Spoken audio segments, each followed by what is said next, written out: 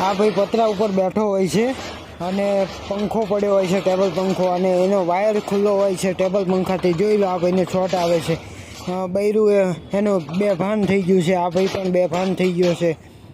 તમે જોઈ લો મિત્રો કઈ રીતે આ શોર્ટ લાગ્યો છે. પેલો ભાઈ આવે છે અને લાકડાથી આ ભાઈને છોડાવે છે. તમે જુઓ ટેબલ પંખો મૂકવાથી આ ટેબલ પંખોને હટાવી લે છે. તમે જોઈ લો પછી વાયર પણ હટાવી લે છે. પછી આ ભાઈને કોઈ દિવસ આ રીતનું નજીક જવું નહીં.